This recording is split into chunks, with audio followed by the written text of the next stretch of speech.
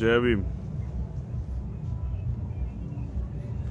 हम लोग आज भी वही हैं जहां से कल फेसबुक लाइव किया था। राजकीय सामुदायिक स्वास्थ्य केंद्र रूपनगढ़। और जैसा मैंने आपको समय दिया था 10:30, लेकिन किन्हीं कारणों से हम लोग लेट हो गए हैं, क्योंकि अभी सबका साथी जो हैं, जो आंदोलन में हैं, वो किसी विषय पर चर्चा कर रहे हैं। तो रूपनगढ़ नौसल गांव का जो मामला है, ओम प्रकाश रैगर जिन्होंने सुसाइड किया, किन परिस्थितियों में किया, किन कारणों से किया, उसके लिए सब चीजें पिछले 2 दिन से चर्चा में ही है। अब आज तक की क्या प्रोग्रेस है, ये भी आप लोगों को जानना चाहिए। और फिर अब हम लोग क्या सोच रहे हैं, हम लोगों ने क्या तय किया, ये भी आप लोगों को जानना चाहिए। तो बहुजन समाज में जन्मे सभी संतों, गुरुओं, महापुरुषों को नमन करते हुए आज तीसरा दिन है। लगभग 48 घंटे से ज्यादा का समय हो गया डेड बॉडी को मोर्चरी में रखे। बड़ी मुश्किल से आज लड़के प्रशासन से डीप फ्रिज की व्यवस्था कराई गई, जिससे कि बॉडी को कोई नुकसान ना पहुंचे। अभी तक भी कोई गिरफ्तारी नहीं हुई है। अभी तक भी वो अधिकारी, जिन लोगों ने ये, जिनके कारण ये सब हुआ, अभी तक भी वो खुली हवा में घूम रहे हैं, अभी तक वो गिरफ्तार नहीं हुए हैं। और भी कई चीजें जिनको मैं महसूस करता हूँ। मेरी अभी बात हुई पीड़िता की माँ, पीड़ित जो है परिवार, उनसे, यानी कि ओम प्रकाश की जो मम्मी है, उनसे। तो वो बड़ी बात दिलचस्प है, आपको जाननी चाहिए कि उन्होंने एक सवाल मेरे सामने रखा कि 2 बेटियां हैं, ये कल चली जाएंगी, हमें गांव में रहना है, हम गांव में क्या काम करेंगे, कौन हमें मजदूरी देगा, किसके यहाँ हम जाएंगे,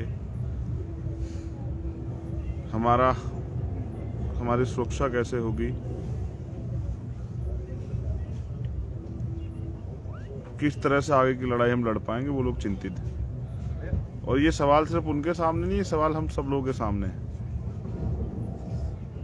कि एक चला गया और दूसरे लोग अपनी चिंता कर रहे हैं कि उनके साथ क्या होने वाला। यही इस तरह का डर जो है, अगर आप सुसाइड नोट को देखोगे, उसमें भी जाहिर किया गया था। मैं एक बड़ा दिलचस्प है, आज मैं दोबारा से मैंने सुसाइड नोट पढ़ा। अभी भी सुसाइड नोट होगा शायद, यहाँ किसी के पास है क्या? मैं एक बार उस सुसाइड नोट को दोबारा से पढ़ना चाहता हूँ। जो लोग आज लाइव से जुड़ के जान रहे होंगे, एक बार उनको घटना जाननी चाहिए। तुम्हारे पास शायद सुसाइड नोट है, वो इसमें थोड़ा सा मैं पढ़ा देना जरा।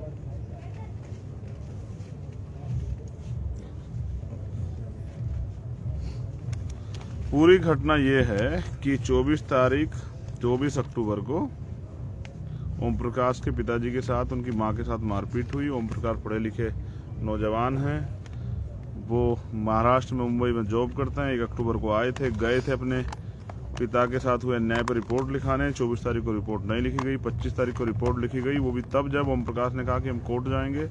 रिपोर्ट लिखने के अनुसार एसएचओ ने कह दिया कि तुम्हारे खिलाफ भी मुकदमा दर्ज होगा, तुम्हारा दिमाग खराब हो गया है। उसके बाद हुआ भी ऐसा, 2 घंटे बाद एक चोरी का मुकदमा, झूठा मुकदमा उनके खिलाफ दर्ज कर दिया गया, और ये सूचना भेजी गई गांव में कि जो भी इनकी मदद करेगा उसके खिलाफ ऐसे ही कार्रवाई होगी। फिर जो SC/ST एक्ट में जो डिप्टी एसपी जांच करते हैं, वो डिप्टी एसपी आए, उल्टा ओम प्रकाश को, उसके परिवार को धमकाया, बेइज्जत किया, और जाकर बैठ गए विरोधी पक्ष के पास। 3 घंटे वहीं रहे, खूब चाय नाश्ता किया, उसके बाद लौट गए। और उल्टा इनसे कहा, जब ये उनसे मिलने गए, कि क्या तो उस मुकदमे वापस ले लो, वरना तुम्हें चालान करके जेल भेज दिया जाएगा। इसके बाद 1 तारीख तक ओम प्रकाश लड़ता रहा, बार बार थाने गया, अपमानित होता रहा। फिर उसने एक सुसाइड नोट लिखा और फाइनली 1 तारीख को उसने सुसाइड कर लिया। अब सुसाइड नोट में क्या है, जो लोग आज इस घटना के बारे में जान रहे हैं उनको मैं पढ़ के सुना दूं।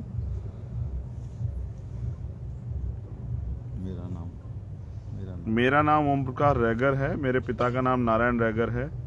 दिवाली के दिन हम अपने खेत में गवार बाजरे की फसल इकट्ठा कर रहे थे, तभी कृष्णराम गुर्जर व इनके 2 भतीजे कानाराम व नंदराम जबरदस्ती हमारे खेत में भेड़ बकरी चराने लगे तथा जब पापा ने इनका विरोध किया तो उन्होंने लाठियों से मारा पीटा। मेरे पापा विकलांग हैं। उन्होंने कैसे तैसे करके जान बचाई और गांव की तरफ भागे। मुझे और मेरी मम्मी को पूरी घटना बताई। जब हम वहां पहुंचे तो उन्होंने हमें भी घेर लिया तथा हमें भी जाति सूचक शब्दों से अपमानित किया। कहा कि तुम हमारा कुछ नहीं बिगाड़ सकते। ये लोग यह हर साल हमारे साथ ऐसा ही करते हैं। जब हम खेत पर का काम लास्ट में अपनी फसल को तैयार करते हैं, उससे पहले ये लोग अपनी भेड़ बकरियों को हमारे खेत में डाल देते हैं और हमें परेशान करते हैं। मेरे पापा 4 महीने खेत में ही सोते हैं, चाहे बारिश हो या सर्दी या गर्मी। जब हम वारदात होने के बाद थाने में FIR कराने गए तो वहां थानाधिकारी के पास किसी का फोन आ गया कि इनका केस मत लेना, और हमें वहां से मेडिकल करवाने के बाद डरा धमकाकर भगा दिया गया। बोले कल आना। अगले दिन जब हम वहां गए तो बोला कि हमने सुबह आने के लिए बोला था, अब आप लोग कल आना।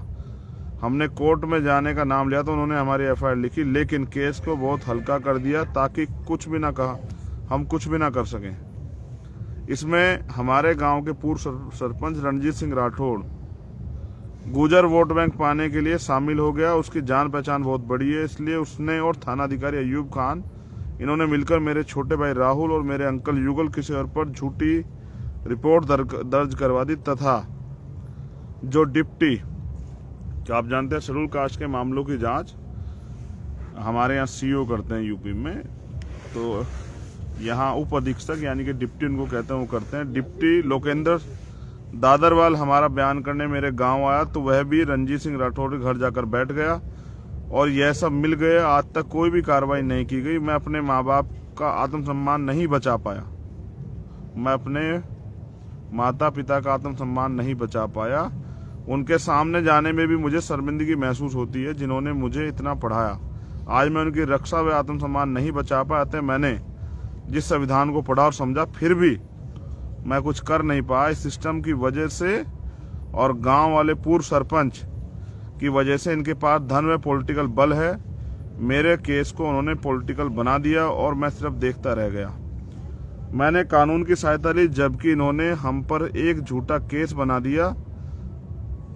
जो मैं अब कर रहा हूं मुझे पता है बहुत गलत।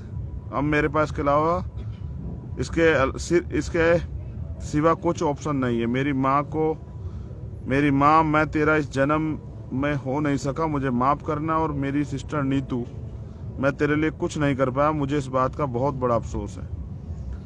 नीतू, मम्मी पापा का ध्यान रखना और कार्रवाई करवाना, चाहे अपना सब कुछ बिक जाए, छोड़ना मत इन सबको। पुलिस का यह वाक्य आम जनता में विश्वास और अपराधियों में भय, उसका आपको उल्टा कर लेना चाहिए। आम जनता में भय और अपराधियों में विश्वास। मेरा समाज आज भी इन सब परिस्थितियों से गुजर रहा है और उस रणजीत सिंह राठौड़ ने गुलाम बनाकर रखा है।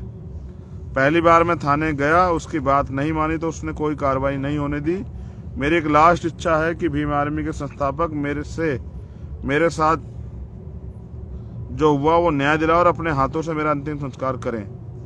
मेरा समाज आज भी गुलामी में जी रहा है। वह नीच जाति के लोगों जैसे शब्दों से पूरे गांव में अपमानित होते हैं और उन्हें डर रहता है कि और वो रणजीत सिंह के खिलाफ एक शब्द नहीं बोल सकते। मेरा समाज के 4-5 लोग जो इसके तलवे चाटते हैं, उनसे विनती है कि आप इनकी गुलामी ना करें और एक बेटे को अपनी मम्मी पापा और सिस्टर से दूर ना करें।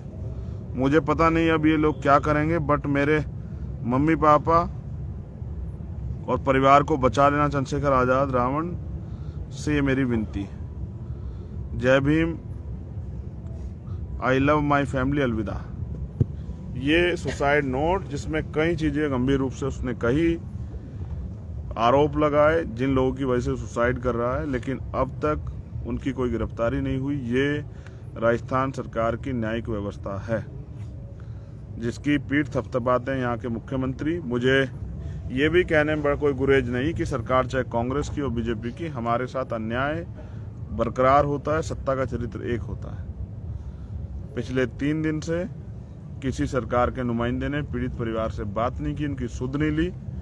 यहाँ तक यहाँ के डीएम और एसपी भी यहाँ तक इस परिवार का हाल जानने नहीं आए। इसका एक कारण भी है। इसका कारण है कि पिछले कुछ दिन पहले यहाँ इस रैगर जाति की महासभा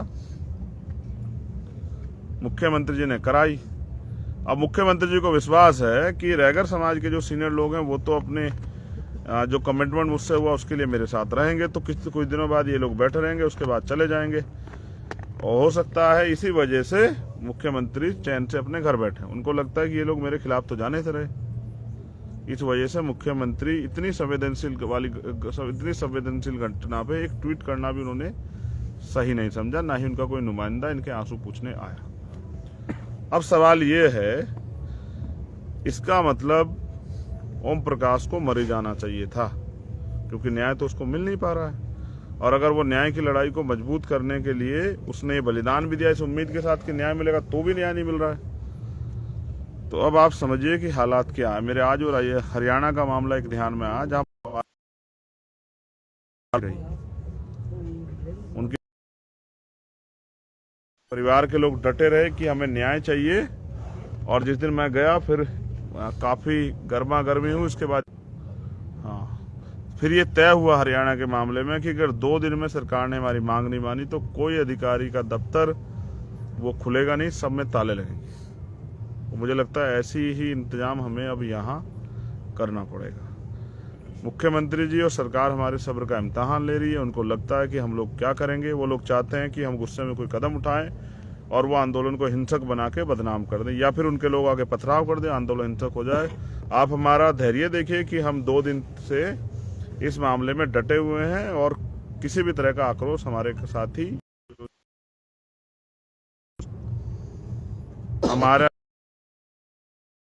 ही भाई चला गया और हम इस अन्याय को सह रहे हैं। ये प्रमाण है कि आज भी भारत में शोषित वंचित वर्ग के लोगों के साथ कितने बड़े पैमाने पर अन्याय होता है। और आवाज उठाने पे न्याय तो बहुत दूर की बात, उनको अपनी जान भी गंवानी पड़ती है। जैसा मैंने कहा कि तो मैं समझता हूं कि ये अन्याय अत्याचार जो है इसलिए झेलना पड़ रहा है क्योंकि यहाँ सरकार में बैठे हुए लोग संवेदनहीन हैं और उनकी मानवता और उनकी संवेदनाएं मर चुकी। आज रात हम लोग फिर इंतजार करेंगे, खुले आसमान के नीचे बिताएंगे। सभी लोग यहाँ मौजूद हैं, सैकड़ों की संख्या में, हजारों की संख्या में। पीड़ित परिवार भी यहाँ मौके पे मौजूद है। अगर क्योंकि ज्यादा लंबे समय तक क्रांति को रोक के नहीं रखा जा सकता और किसी को इतना भी नहीं दबाया जा सकता कि वो कुचला जाए, तो कल हो सकता है हमारे आंदोलन का आखिरी दिन हो। क्योंकि अगर कल सुबह तक हमारी मांगे नहीं मानी गई तो मजबूरी में फिर हमें अपना वही रूप, ये समाज अन्याय अत्याचार लड़ने के लिए 2 अप्रैल जैसा इख्तियार करता है, तो वही रूप जो है मजबूरन अपने भाई के सम्मान की रक्षा के लिए हम लोगों को लेना पड़ेगा। चाहे फिर जाके हम इस डेड बॉडी को ले जाके अपने भाई की, चाहे हमें तो इसलिए आज का इंतजार हम लोग करेंगे। कल सुबह हम लोग पूरी ताकत से अपने आंदोलन को धार देंगे।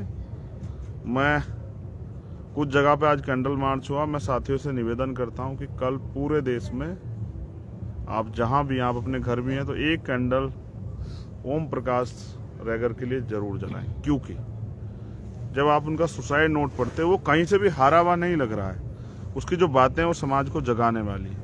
वो गुलामी छोड़ने के लिए मना करता है, वो तलवे चाटने के लिए मना करता है, वो लड़ने का प्रयास करता है। वो उसका जो संदेश है कि चाहे हमारा घर क्यों ना बिक जाए, समझौता मत करना, संघर्ष करना, वो ये हमें एक दर्शन देता है, एक रास्ता देता है कि हमें अपने ऊपर हो रहे अन्याय के खिलाफ मजबूती से लड़ना है। इसलिए मैं उनको आत्महत्या नहीं, मैं उनको शहीद भी मानता हूँ, आज वो हमारे बीच में नहीं।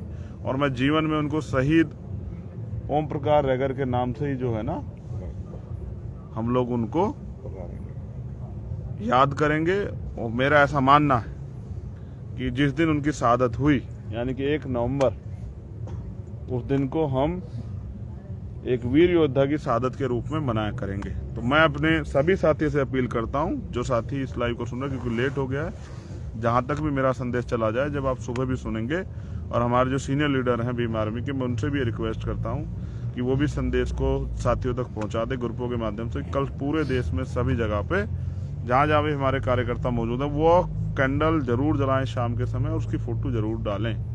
पता लगे कि पूरे देश में या दुनिया में कहां तक हमारे लोग इस अन्याय को देख रहे हैं और उस अन्याय के दर्द को महसूस कर रहे हैं। कल आपको सोशल मीडिया के जरिए अपनी ताकत दिखानी है कि आप कहां तक इस आंदोलन के प्रति गंभीर हैं। और बाकी कल सुबह 10 बजे 10 से 11 के बीच में हम निर्णय लेंगे कि आगे का आंदोलन हम लोग कैसे चलाएंगे, और सब साथियों से भी राय लेंगे। लेकिन ये याद रखें, मुख्यमंत्री जी से मेरा निवेदन है कि ये गलतफहमी है आपकी, हम लोग कमजोर हैं। जिन महासभाओं के भरोसे आप बैठे हैं, तो वो एक कहावत मुझे याद आती है कि दरख्तों के कटने किस्सा ना होता अगर कुल्हाड़ी में लकड़ी का हिस्सा ना होता। अगर हमारे लोग आपकी चाटुकारिता नहीं कर रहे होते तो श्रीमान आप तो चैन से अपने घर में नहीं सो रहे होते। ये गलती हमारी, और मैं इसमें अपने आप को ज्यादा दोषी मानता हूं कि मैं अपने लोगों को गुलामी करने से रोक नहीं पाया, वरना आपके जैसे मुख्यमंत्री हमारे लोगों के तलवे चाटते अगर हमारे लोग संगठित होते। खैर कोई बात नहीं, इनको तो हम लोग समझा लेंगे, लेकिन आपको भी समझाने का समय समाज देख रहा है, वो आपको भी समझाएगा। आपकी इस तानाशाही का, आपकी इस गुंडागर्दी का जवाब समाज समय आने पर देगा। मगर मैं राजस्थान के साथियों से अपील करूंगा कि राजस्थान के साथ वो संदेश पहुंचा कि कल पूरे देश में वो कैंडल मार्च करें शाम के समय, और इस नालायक निकम्मी सरकार की न्यायिक व्यवस्था, कानूनी व्यवस्था का ढिंडोरा जिसका पीटते हैं, वो पूरे देश में बताने का काम करें कि यहाँ की सरकारें किस तरह से। तो मैं जो बात आपसे अंतिम कह रहा था कि ये सरकारें हमें जिंदा रहते तो न्याय नहीं देती, तो मरने के बाद भी न्याय नहीं देती। इस निकम्मी सरकारों के भरोसे जितने दिन आप रहोगे, आप अपने ही लोगों के साथ खिलवाड़ करते रहोगे और खुद से ही मजाक करते रहोगे। बहुत बहुत धन्यवाद जिन लोगों ने मुझे सुना। बस अभी से इस मैसेज को वायरल कीजिए, कल कैंडल मार्च है। कल सभी जगह से पता लगना चाहिए कि देश के किस किस कोने में इस अन्याय के प्रति गुस्सा और जो है इस अन्याय के खिलाफ लड़ने का विश्वास जो है वो मजबूत हो रहा है। जय भीम, जय भारत, जय